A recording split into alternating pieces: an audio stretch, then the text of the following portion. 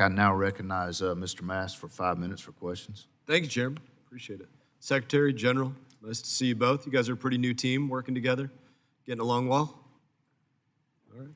Secretary, appreciate you coming in the other day. It was a great conversation. Appreciate your work on the issues. I know you bring a wealth of knowledge, having been and working for a number of senators. Now you're getting your PhD and everything, but I know you've had a lot of exposure to everything, so I'm glad to see you both in here.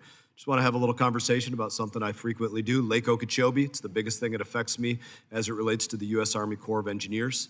And I would frame the conversation in this way.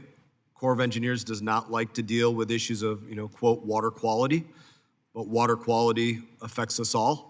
You guys have to move waters of different levels of quality. You have to manage water standards in different parts for the outlets of Lake Okeechobee. The water quality standards for what goes south into the Everglades are not what the east and west coast of Florida get to have in terms of 8 parts per billion, or 8 parts per billion is the standard that the EPA set for what's toxic algal blooms. 10 parts per billion for water going down to the Everglades for phosphorus. We don't have those kind of standards to the east and west. But we have a lot of toxic algal blooms on Lake Okeechobee. And that affects your people. The water quality affects your people. I don't know, have either of you had to be on top of the Port Mayaca Lock and Dam with algal blooms measuring 100, 200, 300 parts per billion microcystin? Have you done that yet? I haven't had a chance to do that yet, General? Congressman. So, Congressman Mast, I think the last time I met you was out in the field with your son at Port Mayaca when there was an algal bloom going on. So you know what that's like. Absolutely. I think your son he stayed in the car. Walked out of the car, said, "Dad, this place stinks," and he was absolutely right.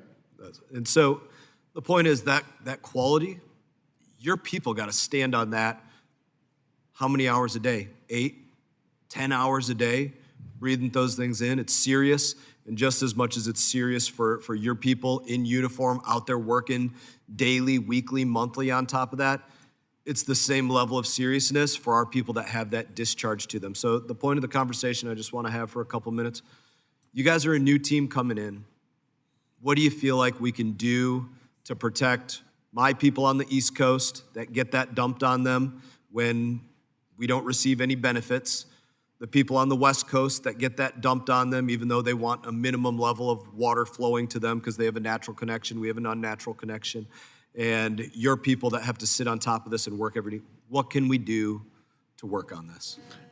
Congressman Mast, thank you for being on top of this issue. You have helped me as I've gotten up to speed on this issue. I've been down to Lake Okeechobee already. You've been a tireless advocate for your constituents along the St. Lucie River. The Corps of Engineers under General Graham's leadership has already taken action to update the water control manual of Lake Okeechobee to ensure that we're not having unnecessary discharges into the St. Lucie River or the Caloosahatchee River. You've been at the forefront of making that happen. There's still more that we can do to ensure that we provide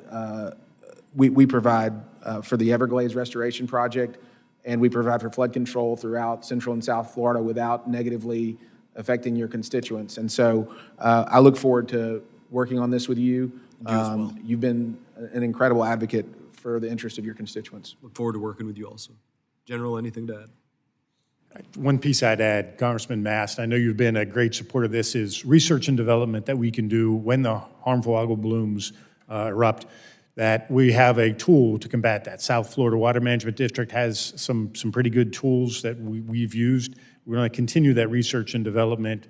But at the end of the day, the root cause of this is the nutrients that are causing this to begin with. I know we're working hand in glove with the state of Florida to improve that. Yeah, and the water quality standards that I started to speak about, those are related to nutrients. That's not even related to, are we moving toxic pollutants like microcystin that the EPA says, hey, if you're a human being, don't come in contact with this at 8 parts per billion, much less 800 parts per billion, right? So I hope there's a place that we can work together to right-size that there are not different water quality standards for water that goes south than the water that comes to these epicenters of people across the state. It doesn't make sense. I'm sure you could agree, General. It wouldn't make sense to have a water quality standard for the water that goes to one housing development, Normandy at Fort Bragg, then goes to a different housing development at somewhere else on Fort Bragg. It wouldn't make any sense. Let's basically what we have going on with Lake Okeechobee, and it's those inputs of those nutrients that allow our coastal estuaries that are otherwise Bahama blue to be turned into something that looks like your uniforms, which are great uniforms, but it's not how we want our water to look.